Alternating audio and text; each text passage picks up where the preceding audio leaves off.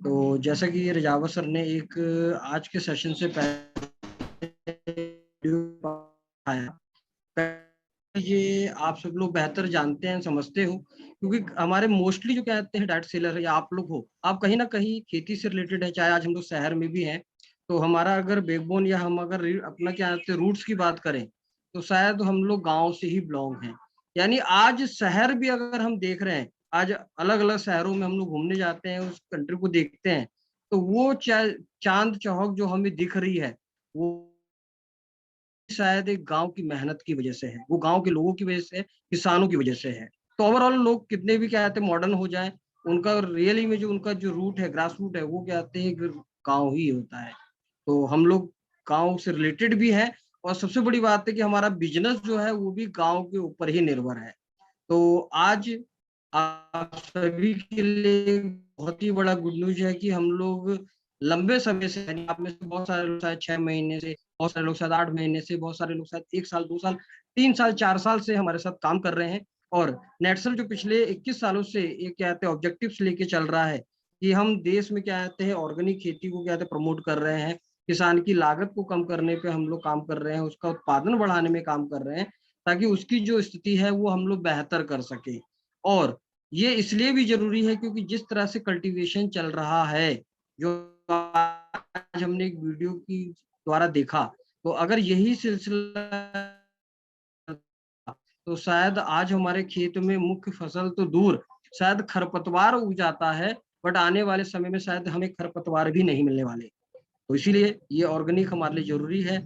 और नेटसर्फ पिछले 21 सालों से अपना 100% देके इस पे काम कर रहा है। और हम लोग जो ये मुहिम चला रहे थे ऑर्गेनिक खेती का, उसमें एक प्रोडक्ट रेंज ऐसा था जो हमसे छूट रहा था, जो आप लोगों ने कई बार हम लोगों को, अपने एमसीएम को, अपने लीडर को, अपने ओसीएम को, अपने मेंटर्स को बताया, और फाइनली हमें आज वो कंप्लीट रेंज मिल चुकी है। तो आज हम लोग किसी भी खेत को, वो चाहे कितने जहरीले से जहरीला केमिकल बेस होगा, हम उसे इन प्रोडक्टों के माध्यम से 100% मिनिमम 3 से मैक्सिमम 5 साल में ऑर्गेनिक कर सकते हैं, और उससे सालों दर सालों हम लोग उत्पादन ले सकते हैं, और वो भी ऑर्गेनिक बेस। तो एक पीपीटी के माध्यम से आज हम लोग इस प्रोडक्ट को जानेंगे, समझेंगे।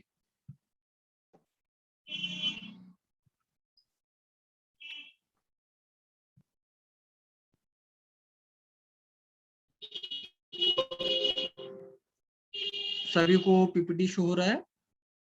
Okay, thank you. तो ऑर्गेनिक कल्टीवेशन, जैसा हम लोगों ने बोला कि हम पिछले 21 सालों से इस पे काम कर रहे हैं, और बहुत सारे किसान आज जागरूक भी हैं। तो इसका अगर आज हम लोग एक टैगलाइन बोले, जिस तरह नेटसर्फ का एक टैगलाइन है सेहत बरकत मुस्कुराहट, उस तरह से ऑर्गेनिक कल्टीवेशन की अगर हम लोग बात करें, तो आज शायद ये हमारी जरूरत है। यानी जो ये ऑर्गेनिक खेती हमारे पास या हम लोगों के पास जो लेके जा रहे हैं, तो शायद उनके लिए जरूरत हो सकती है।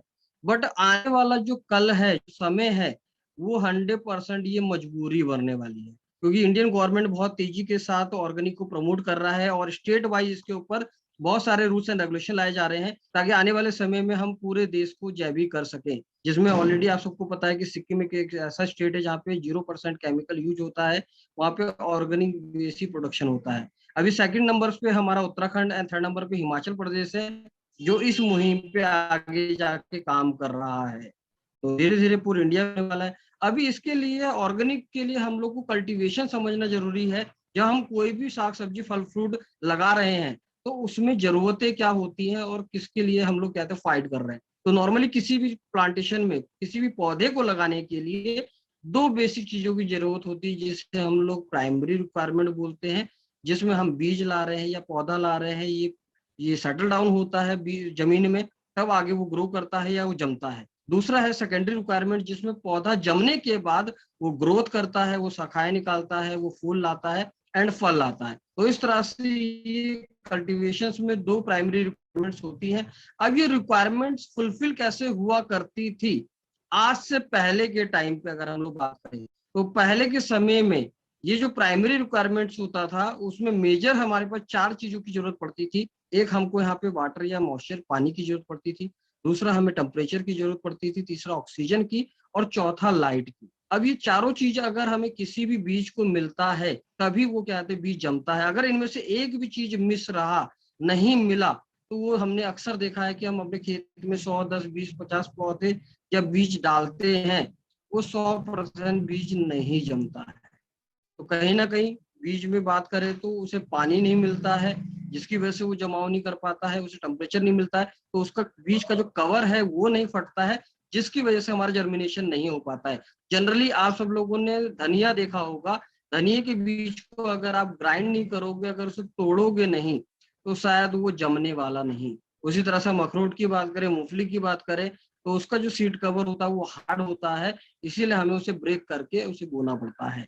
वही ऑक्सीजन चाहिए होता है, क्योंकि जिस तरह हम सांस लेते हैं, हम रेस्पिरेशन करते हैं, उसी तरह से ये बीज भी एक जीवित चीज है जो जिंदा रहता है, तो उसे भी ऑक्सीजन रेगुलर लगता है। एंड लाइट की रिक्वायरमेंट होता है, क्योंकि ये जड़ और तना जो है लाइट के बेसिस पे वो मूव करता है। जड़ डेप्थ में, डीप में जाता है, या क्या बोल डार्कनेस की तरफ जाता है, अंधेरे में जाता है, और जो आपका सूट है, जो तना है, वो प्रकाश की तरफ जाता है। कई बार आपने देखा होगा कि हम बीज अगर रखते हैं, तो बीज अगर हमने उल्टा उसको बीज जमीन में डाला है, तो भी वो तना घूमते हुए ऊपर की तरफ को आता है, वो कभी जड़ जमीन में नहीं जाता है।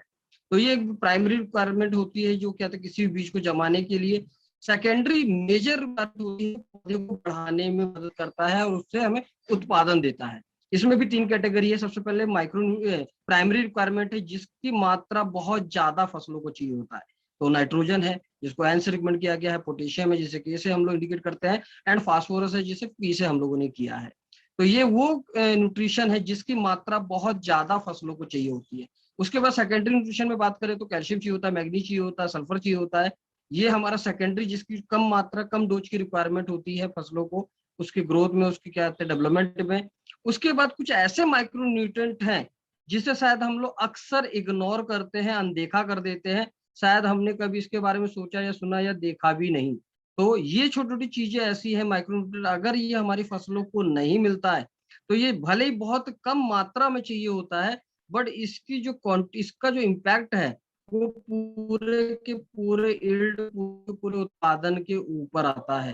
तो बोरान, कोलिन, आपको copper, iron, manganese, nickel, zinc, इस तरह से ये वो माइक्रो न्यूट्रिएंट्स हैं, अगर ये फसलों को मिले तो हमारा पौधा 100% अच्छा उत्पादन ग्रो करता है। अगर ये चीजें हमें नहीं मिलती है तो ये नंबर ऑफ सिम्टम्स हैं। अक्सर आए दिन मेरे को कॉल आता है कि सर मैं हमारे पास जो पौधे हैं उसकी पत्तियां पीली पड़ रही है। तो अगर आप देखोगे इस स्नैप में, इस पिक्चर में, आपको बहुत सी जगह पत्तियां पीली होते हुए दिख रही हैं, बट नाइट्रोजन की नॉर्मल डेफिशिएंसी जो होती है वो पुरानी पत्तियों में, निचली पत्तियों में पीलापन छोड़ता है। वहीं पे बहुत सी जगह जिंक की कमी होती है, जिसमें पत्तियां पहले पीलापन छोड़ती हैं, धीरे धीरे वो कत्थई रंग का लेना शुरू कर देता है। उसी तरह से बोरान की अगर हम कमी की बात करें तो ऊपर का जो टिप होता है फसल का, वो वहां पे डैमेज होना शुरू हो जाता है, जिसकी वजह से पौधा आगे नहीं बढ़ पाता है। तो इस तरह से नंबर ऑफ हमारे माइक्रो न्यूट्रिएंट्स हैं जिनकी डेफिशिएंसी से पौधों पे ये क्या कहते हैं इम्पैक्ट आता है, और वहां से उनको डिजीज या रोग लगना शुरू हो जाता है। तो ये वो सारे फैक्टर हैं जिसकी वजह से हमारा जो पौधा है, उत्पादन है, वो इम्पैक्ट करता है, या वो आगे क्या कहते हैं डेवलप नहीं हो पाता है। अब हम बात करें तो पहले समय में प्राइमरी रिक्वायरमेंट कैसे हमें मिलता था, जब ये केमिकल बेस्ड खेती नहीं थी, तो पहले हमें डीप प्लॉगिंग करते थे या डीप कल्टीवेशन करते थे, यानी हम लोग देसी हल से मिट्टी की अच्छे से क्या कहते हैं जुताई किया करते थे। वहीं पर हम बात करें तो क्रॉप रोटेशन से, यानी फसल चक्र हम अपनाते थे, यानी आज ज्यादा पानी चाहने वाली फसल ले रहे हैं तो नेक्स्ट फसल कम पानी वाले लेंगे, क्योंकि पहले जो फसल दी है उसमें ऑलरेडी काफी पानी हमने डाला है, जो ऑलरेडी हमारी मिट्टी में है, जो अगली फसल को यूज करेगा। इसी तरह से हमने आज अगर कम गहराई वाली जड़ वाली फसल लगाई है, तो अगली बार हमें ज्यादा गहराई वाली फसल लगानी है, ताकि हमारा जो मिट्टी का जो सतह है, उस एक सतह से ही विटामिन न्यूट्रिशन उसको ना मिले, वो अलग अलग लेवल से उसको लेता रहे, ताकि उसके नेक्स्ट लेवल पे वो न्यूट्रिशन अवेलेबल होता रहे। वहीं हम बात करें तो मिक्स क्रॉपिंग, हम लोग एक ही फसल के, एक ही खेत के अंदर एक ही समय में 2 या 3 फसलों को मिक्स करके बोते थे। जैसे इसका एक स्टैंडर्ड है, हम लोग गेहूं के साथ सरसों बोते हैं, तो ये मिक्स क्रॉपिंग था, जिसकी वजह से हमें जो प्राइमरी रिक्वायरमेंट मिट्टी से मिलने वाला था, चाहे हम पानी के लिए बात करें, चाहे हम टेम्परेचर के लिए बात करें, चाहे लाइट के लिए बात करें, ये सारी चीजें हमें इस प्रैक्टिसेस की वजह से पहले के समय में मिलती थी। वहीं पे इंटरक्रॉपिंग होता था, मैंने एक 3 महीने की फसल लगाई, उसके बाद उसी के 1 महीने के बाद उसी खेत में मैं 2 महीने की एक फसल लगाता हूँ, इसको हम इंटरक्रॉपिंग कहते हैं, जिससे हम उस दिए का राशन और अच्छा उत्पादन निकालते थे। तो इससे हमारा प्राइमरी रिक्वायरमेंट पूरा हुआ करता था। वहीं पे सेकेंडरी रिक्वायरमेंट में बात करें तो काउगल्फ हम लोग यूज करते थे, गोबरी खाद हम लोग यूज करते थे, ग्रीन मैनुअल, सनई ढेंचा हम लोगों ने अक्सर देखा है, आज बहुत सारे लोग आते भी हैं, उसका वहां पे इस्तेमाल करते थे। एंड काउ यूरिन्स का यूज करते थे एंड नीम एक्सट्रैक्शन का यूज करते थे, जिससे हमारे को ये मैक्रो एंड माइक्रो न्यूट्रिएंट्स की जो कमी हमारे फसलों को होती थी वो हम लोग पूरा करके उत्पादन लेते थे। ये वो समय है जो शायद क्या कहते हैं आज से 17वीं या 18वीं सेंचुरी में या 1960 के पहले का प्रैक्टिस था। लेकिन वहीं पर 1960 जब हरित क्रांति ग्रीन रेवोल्यूशन आया, उत्पादन तेजी से बढ़ाओ, तो वहां पर हुआ क्या, नो डीप प्लॉगिंग हुआ, मतलब गहरी जुताई लोग शायद भूल चुके हैं, शायद जुताई ही भूल चुके हैं। और आज जीरो टिलरिंग के अंदर उत्पादन होता है। अगर आप अपने खेतों में देखो या आसपास देखो तो आज लोग अपने खेत को जुताई नहीं कर रहे हैं, सीधे जीरो टिलरिंग में बीज को बो के जाते प्रोडक्शन ले रहे हैं। वहीं पे नो क्रॉप रोटेशन, जैसे मैंने एक स्टैंडर्ड बताया है कि हम मक्के के साथ सरसों ले सकते हैं, राइस गेहूं चावल के साथ हम लोग गेहूं ले सकते हैं। तो ये क्रॉप रोटेशन है, फसल चक्र, जो आज नहीं हो रहा है। नो मिक्स क्रॉपिंग हो रही है, गेहूं के साथ हम चना या गेहूं के साथ हम लोग सरसों, इस तरह की मिक्सिंग क्रॉप जो है हम लोग नहीं यूज कर रहे हैं। वहीं पर हम अगर बात करें नो इंटरक्रॉपिंग, यानी सोयाबीन लगा रहे हैं तो उसमें हम लोग मेज लगा देते हैं, मक्का, वहीं बाजरा लगा रहे हैं तो उसमें लोबिया हम लोग इंटरक्रॉपिंग जो होता था वो आज के सिनेरियो में हम लोग नहीं कर रहे हैं। केमिकल फर्टिलाइजर यूजेस, 1960 में हम लोगों ने बहुत सारे केमिकल फर्टिलाइजर को अडॉप्ट करना शुरू किया, इस्तेमाल करना शुरू किया। एंड बहुत सारे पेस्टिसाइड, बहुत सारे इंसेक्टिसाइड, बहुत सारे वीडीसाइड्स हम लोग लेके आए। इन सभी चीजों का इम्पैक्ट हमारे आज की क्या कहते हैं फसलों में, आज की हमारे प्रोडक्शन में क्या पड़ रहा है। तो सबसे पहला इम्पैक्ट तो हमारे क्या कहते हैं सॉइल पे पड़ रहा है, क्योंकि किसी भी किसान का या किसी भी पौधे का जो मेन बेस है वो है मिट्टी। तो ये जितनी भी प्रैक्टिसेस आज नहीं हो रही है और जो हो रही है केमिकल बेस, उसका इफेक्ट हमारे मिट्टी पे किस तरह से पड़ रहा है। तो जो हमारे सॉइल की जो फर्टिलिटी है, मिट्टी की जो उर्वरा शक्ति है, वो दिन पे दिन घटती चली जा रही है। और शायद हमारा ये सोचना है कि हम लागत बढ़ाएंगे तो उत्पादन आएगा, हम खाद बढ़ाएंगे तो उत्पादन आएगा, इन्हीं प्रैक्टिसों की वजह से हमारी मिट्टी खराब हो रही है। वहीं पे हम बात करें तो हमारी कॉस्ट बढ़ रही है। हमने साथ पिछले साल 2 कट्टा 3 कट्टा हमने फर्टिलाइजर दिया, इस बार हम 4 दे रहे हैं, 5 दे रहे हैं, उत्पादन ज्यों का त्यों है और लागत बढ़ रहा है। वहीं पर हम लोग बात करें, लागत भी बढ़ रही है, सेम खेत, सेम हमारा वैरायटी, सेम हमारा पौधा, लेकिन उत्पादन भी घट रहा है। तो डबल लॉस हमें यहाँ पर हो रहा है, कॉस्ट भी बढ़ रहा है एंड हमारा उत्पादन भी घटते जा रहा है। वहीं पर हम अगर बात करें तो आज इतने सारे हम लोग chemical based pesticide, insecticide use कर रहे हैं, जिसके लिए ऐसे ऐसे प्रोडक्ट आज मार्केट में है, आप स्प्रे कर दो, इमीडिएट कीड़ा आपको मरता हुआ दिखाई देता है। और इस वजह से कीड़े अपनी बॉडी में इतना तेजी के साथ म्यूटेशन कर रहे हैं, जिसकी वजह से शायद आज मैंने उस पर्टिकुलर कीड़े के लिए जो दवा दी है केमिकल बेस, शायद अगले साल वो बेअसर है। और इसी वजह से कंपनियां दिन पे दिन नए से नए केमिकल बेस्ड प्रोडक्ट बनाती जा रही है। तो बहुत तेजी से कीड़ों में म्यूटेशन हो रहा है, वो अपना रेजिडेंस डेवलप कर रहे हैं, प्लांट ग्रोथ इम्पैक्ट होता है, यानी प्रॉपर उसको क्या कहते हैं जर्मिनेशन नहीं हो रहा है। जर्मिनेशन हो रहा है तो टिलरिंग शाखाएं नहीं निकल रही हैं, उसमें मिल्किंग स्टेज नहीं आ रहा है, फूल प्रॉपर नहीं आ रहे हैं, एंड फूल आने के बाद प्रॉपर फल में कन्वर्ट नहीं हो रहा है, या उत्पादन में या फ्रूट में नहीं बदल रहा है। वहीं पे इन्वायरमेंट डिस्टर्ब हो रहा है। आज आप देखो तो वाटर लेवल्स की अगर बात करें, ये बहुत तेजी के साथ रिड्यूस हो रहा है। क्यों? क्योंकि अगर हम देखें तो बहुत सारे लोग शायद अगर देखें तो गन्ना है तो एनुअली गन्ने पे गन्ना लगाए जा रहे हैं, पैडी ले रहे हैं। धान बात करें तो धान लगातार लगा रहे हैं, जिसकी वजह से एनवायरनमेंट में बहुत तेजी से वाटर लेवल रिड्यूस हो रहा है। और वो वाटर लेवल भी ये केमिकल बेस्ड प्रोडक्ट की वजह से कंटेमिनेट एंड केमिकल पॉइजनेटिक होता जा रहा है। वहीं पे सॉइल वाटर होल्डिंग कैपेसिटी की बात करें, शायद आज हमारी खेती का सबसे बड़ा सिंचाई का जो साधन था वो बारिश था। और हमने इतने ज्यादा केमिकल्स को यूज करके मिट्टी को इतना सख्त और कड़ा कर दिया है, जिससे जो पानी सोखने की क्षमता उस मिट्टी की थी वो खत्म होती जा रही है। और बारिश का पानी आते हुए भी हम उसे इस्तेमाल नहीं कर पा रहे हैं, और वो हमारे खेत से बहता हुआ बाहर चला जा रहा है। वहीं पे plant nutrition taken capacity reduce, यानी पौधे का या उसकी जड़ों का जो न्यूट्रिशन टेकन जो कैपेसिटी था वो दिन पे दिन खत्म या कहते हैं रिड्यूस होता जा रहा है। और नेटसर्फ ने इन सभी इंडिया के सभी फार्मर्स की इन प्रॉब्लम का एक सोल्यूशन लाया है, जो ऑलरेडी 21 साल से हम लोग दे ही रहे हैं।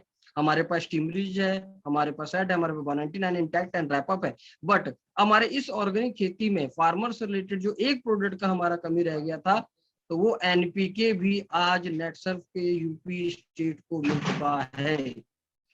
तो ये सभी फार्मर्स के लिए, आप सभी लोगों के लिए गुड न्यूज है कि ये वो रेंज थी जिसकी वजह से शायद हम अक्सर बहुत सारे लोगों को जो ऑर्गेनिक खेती को प्रमोट कर रहे थे, तो इस प्रोडक्ट की वजह से शायद वो रेंज भी हमारी कंप्लीट नहीं हो रही थी और कई बार हम लोगों को क्लोज भी नहीं कर पा रहे थे।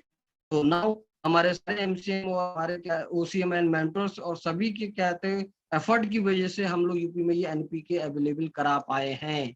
तो 5 साल तक अपने को कोई चिंता नहीं है। चिंता मीन्स अब वो रिन्यूएबल होता रहेगा तो हम बिंदास इसके ऊपर काम कर सकते हैं। अब हम इस प्रोडक्ट के बारे में थोड़ा सा अगर इंफॉर्मेशन लें, तो हम लोगों ने अभी बहुत सारे प्रोडक्ट सुने, देखे और यूज करे हैं, लेकिन नेटसर्फ का जो ये एनपीके है, ये अपनी इस इंडस्ट्री, इस फर्टिलाइजर के अंदर एक बहुत बड़ा रेवोल्यूशन है, क्योंकि अभी तक हमने एनपीके सॉलिड फॉर्म में ही देखा है। पर नेटसर्फ ये पहली कंपनी है जिसने एनपीके लिक्विड फॉर्म के अंदर दिया है। और नेटसर्फ की इस एनपीके की खासियत ये है कि हम जहां अदर कंपनी के प्रोडक्ट को यूज करते थे, तो 100 किलो देने पे कभी भी 100% हमें वो अमाउंट नहीं मिलता था जिसके लिए हम वो परचेस करते थे। पर नेटसर्फ के इस प्रोडक्ट के अंदर हम एनपीके में इतना इन्वेस्ट कर रहे हैं, जितनी क्वांटिटी ले रहे हैं उससे हमें 100% वो चीजें मिलने वाली हैं। तो ये कैसे मिलने वाली हैं? तो अगर हम लोग बात करें, नेटसर्फ ने जो एनपीके प्रोडक्ट बनाया है, ये highly effective and concentrated formulations में बनाया है। यानी एनपीके में किसी का भी 1 ml डोज अगर उठाओ, तो उसमें हमने ऐसे बैक्टीरिया दिए हैं जिसकी 1 ml के अंदर 10 की घात 12 इतनी क्वांटिटी के अंदर ये बैक्टीरिया हम लोगों ने दिया है। वहीं पे potential stabilisers for the long lasting self इसके अंदर है। यानी ये बैक्टीरिया का लाइफ कहते हैं बहुत लंबा है, ये हाई टेम्परेचर्स को भी यहाँ पर कवर अप करता है। Highly solubilized organisation for the improved viability of NPK, that mean यानी यहाँ एनपीके ये एक ऐसा प्रोडक्ट है जो 100% हमने बैक्टीरियल बेस बनाया है। अब इसमें हम अगर नाइट्रोजन की बात करें, तो नाइट्रोजन के अंदर हमने एजेटोबैक्टर्स को यहाँ पे अप्लाई किया है, यूज किया है। इसका रोल यह है कि इन्वायरमेंट में जो 78% नाइट्रोजन ऑलरेडी फ्री घूम रही है, जिसका कोई यूटिलाइजेशन नहीं हो रहा है, तो इस एनपीके, इस नाइट्रोजन के एजेटोबैक्टर प्रोडक्ट की वजह से हम उस 78% नाइट्रोजन को नाइट्रेट में कन्वर्ट करा के पौधे को अवेलेबल कराते हैं। अब इससे 2 बेनिफिट है। सबसे पहला बेनिफिट कि हम ऑलरेडी नेचर में जो एबिलिटी है उसको यूटिलाइज कर रहे हैं, और ये बैक्टीरिया ना सिर्फ उस करंट फसल के लिए नाइट्रोजन स्टोर करके रखेगा, अवेलेबल कराएगा, बल्कि ये नेक्स्ट फसल के लिए भी एबिलिटी बनाकर रखने वाला है। वहीं पे हम अगर पोटास की बात करें, तो इसमें पोटास सोबलाइजेशन बैक्टीरिया दिया है, जो हम लोगों ने बहुत सारा अननेसेसरी खाद डाल के रखा है, जिसने हमारी मिट्टी के कहते होल को ब्लॉक करके रखा है और अन रिजर्व फॉर्म में, क्योंकि पी और के ये ऐसा फर्टिलाइजर है जो ये इन मोबाइल होता है। मीन अगर आपने इसे खेत में डाल दिया, नहीं जाता है, पौधे को उसके पास आना होता है। इसीलिए पी और के को जब भी यूज किया जाता है तो हमेशा बीज के पास किया जाता है या कूड़ों में किया जाता है। और नाइट्रोजन ये मोबाइल होता है, इसे खेत में कहीं भी फेंकते हैं तो पौधा कहीं से भी उसको रिसीव करता है या ये पौधे तक जाता है। तो पी और के का ये बहुत बड़ा माइनस फैक्टर था। तो यहाँ पर पी और के में हमने पोटास ओब्लाइशन एंड फास्फोरस ओब्लाइशन बैक्टीरिया दिया है, जो हमारे सॉइल के अंदर जो फर्टिलाइजर अवेलेबल है उसको पौधे को देने में मदद करने का काम करता है। तो इस तरह से ये एनपीके हम लोगों ने 100% बैक्टीरियल बेस्ड डेवलप किया है। और अगर हम लोग इसकी बात करें, तो ये एनपीके एबिलिटीज ऑफ क्रॉप को क्या कहते हैं डेवलप करता है, जो सॉइल का क्या कहते हैं केमिकल, फिजिकल एंड बायोलॉजिकल जो डिसबैलेंस है उसे मेंटेन करने में मदद करता है, वाटर होल्डिंग कैपेसिटी को डेवलप करने में मदद करता है, decrease fertiliser cost, increase profitable of the farmer, यानी लागत जो किसान की बढ़ रही है इन फर्टिलाइजरों का, इससे उसकी लागत भी कम होने वाला है और उसका जो उत्पादन है या उसका जो खेती है वो वहां पे प्रॉफिट में आने वाला है। तो वहां पे इस तरह से नेटसर्फ ने इसके ऊपर काम किया है। अगर हम अब इसके अप्लाई की बात करें, तो जिस तरह से हम लोग सेट को यूज कर रहे थे, सेम इसे भी हमें यहाँ पर यूज करना है। बस एक चीज का ध्यान रखना है कि सेट हम लोग स्प्रे कर रहे थे एज ए फोलियर, एनपीके का स्प्रे नहीं होगा। ये सिर्फ मिट्टी में ड्रिंचिंग के थ्रू, ड्रिप के थ्रू और आपका फ्लोट इस इरिगेशन के माध्यम से ही जाने वाला है। यानी प्राकृतिक विधि से जो आप लोग नाली नुमा सिंचाई करते हो उसे फ्लोट इरिगेशन कहते हैं। आप उसमें मटके के माध्यम से आप खेत में ले जाओ। अगर आपने ड्रिप सिस्टम लगाया हुआ है तो उसमें आप इसे मिक्स करके ले जा सकते हो। और ड्रेंचिंग यानी हम हजारे के थ्रू जो आप अप्लाई करते हैं, इन तीनों मेथड से इसे यूज कर सकते हैं। एनपीके की अगर बात करें तो ये तीनों एनपीके 1-1 लीटर में अवेलेबल है और 1 एकड़ के लिए इन तीनों बोतल का 1-1 लीटर इस्तेमाल होने वाला है। और अगर हम लोग पानी की इसमें बात करें तो 1 एकड़ में स्टैंडर्ड जो कहते हैं वाटर रिक्वायरमेंट होता है 180 से 200 लीटर होता है। तो इस तरह से ये हमारा बैक्टीरियल बेस्ड एनपीके हम लोग लाए हैं जो लिक्विड फॉर्म में है, जो बहुत बड़ा एक रेवोल्यूशन हम लोगों ने यहाँ पर क्रिएट किया है। अब हम बात करते हैं इस एनपीके का इस्तेमाल कब, कहाँ और कैसे करना है। तो कैसे करना है वो हमने देखा कि हम ड्रिप कर सकते हैं, ड्रेंचिंग कर सकते हैं या फ्लोट कर सकते हैं। तो एक फसल का अगर बात करें या एक बीज की बात करें तो उसकी जर्नी होती कैसे है। पहले वो स्प्रॉड होता है यानी एक बीज होता है, वो जर्मिनेशन करना शुरू करता है, जड़ एंड तना उसका निकलता है। देन उसके बाद 7 से लेके 15-20 दिन के अंदर वो सीडलिंग में यानी 4-5 पत्ती आता है, जिसे हम लोग अगर अपनी लैंग्वेज में बात करें जिसे जर्मिनेशन कहते हैं। सेकंड वेजिटेटिव ग्रोथ होता है जहाँ पे हम उसकी टिलरिंग की बात करते हैं कि उसकी ब्रांचेस निकलना शुरू होता है। बडिंग्स की बात करें तो वो और ज्यादा क्या आता है वहां पे स्प्रॉटिंग करता है। फिर उसके बाद फ्लावरिंग स्टेज आता है यानी फूल की स्थिति आती है एंड उसके बाद फिर वहां पर फल बनना शुरू होता है। तो जर्मिनेशन की बात करें तो कुदरत ने बीज को एक ऐसा क्या नाम बोलते हैं बना दिया है कि जब तक उस जड़ और तना डेवलप नहीं होता यानी जड़ डेवलप नहीं होगी तब तक वो जमीन से खनिज तत्व नहीं ले पाएगा। तो तब तक उसके पास कुछ क्या नाम बोलते हैं खाद उसके बीज के अंदर ही रहता है, जिसकी वजह से वो जर्मिनेशन तक उस फूड को यूज करता है और उसके बाद वो जड़ एंड उसके बाद तना निकालता है। तो यहाँ पे अगर हम लोग बात करें जर्मिनेशन, तो जर्मिनेशन हमारा एक लेवल है। उसके बाद तो हमें इन सारी स्टेजेस में एनपीके का इस्तेमाल करना है। चाहे हम लोग जर्मिनेशन की बात करें, वेजिटेटिव की बात करें, चाहे बडिंग की बात करें, बट जब फ्लावरिंग स्टेज आ जाएगा, फ्लावरिंग स्टेज के बाद हमें नाइट्रोजन नहीं देना है, हमें सिर्फ फास्फोरस और पोटास का ही इस्तेमाल करना है। तो ये वो कहते हैं डेवलपमेंट स्टेजेस हैं जहां पर हम लोग एनपीके ले सकते हैं। तो हम लोग एनपीके सीडलिंग में ले सकते हैं, हम लोग वेजिटेटिव ग्रोथ में एनपीके ले सकते हैं, बडिंग में ले सकते हैं। फ्लावरिंग के टाइम में हमें सिर्फ फास्फोरस पोटास लेना है।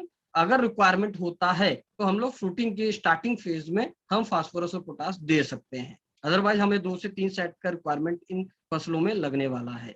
ये कुछ चार्ट हम लोगों ने प्रिपेयर किया है, अगर आप देख पा रहे होंगे तो इसमें हम लोगों ने पर्टिकुलर क्रॉप के हिसाब से पूरा यहाँ पे मेंशन किया है।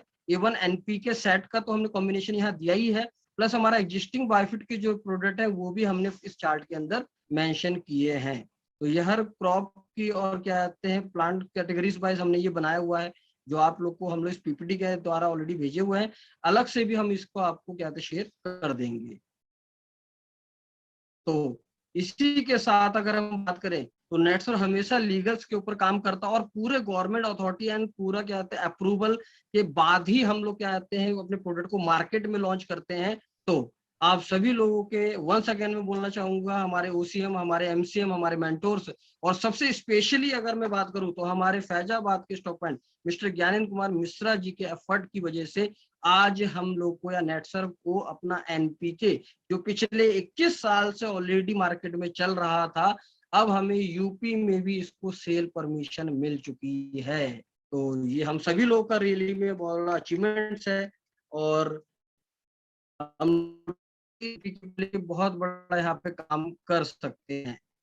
तो ये एक छोटा सा एनपीके का इंट्रोडक्शन एंड इंफॉर्मेशन था जो हमने आप लोगों के सामने शेयर किया है। एंड आई होप आप सभी लोगों को मोस्टली ये चीजें कहते क्लियर हुई हों। एंड हम लोग इसके बाद एफएक्यूज भी करने वाले हैं। तो over to you DS Rawat sir and thank you everyone. Thank you Kishore sir, बहुत बहुत धन्यवाद। आपने बहुत शॉर्ट टाइम में ये बताया कि जैसे इंसान को खाने की जरूरत होती है, समय समय पे जैसे जैसे उसकी ग्रोथ होती है उस तरीके से उसका फूडिंग भी बदलता है। बच्चा जो खाता है वो एक 10 साल का बच्चा नहीं खाता, जो 10 साल का बच्चा खाता है वो एक 25 साल का एक वयस्क नहीं खाता, और जो एक 25 साल का वयस्क खाता है वो एक 65 साल का बुजुर्ग नहीं खाता। तो पौधे का भी एक लाइफस्टाइल उन्होंने दिखाया कि कैसे वो स्टार्ट होता है और कैसे फ्रूटिंग तक जाता है और उसको क्या रिक्वायरमेंट कैसे-कैसे रहती है, और एनपीके किस-किस चरण में कैसे ज़रूरी है, बखूबी उन्होंने बताया है। और हम चाहेंगे कि कोई इसमें क्वेश्चन्स आंसर लेना चाहते हैं तो उनको हैंड रेज़ कर सकते हैं, और मैं चाहूँगा कि फिर आरएम साहब उसको रिप्लाई करेंगे। Thank you very much once again. और 8:30 बज गया है, 205 क्रॉस कर गया है, जैसा कि मैंने कहा था कि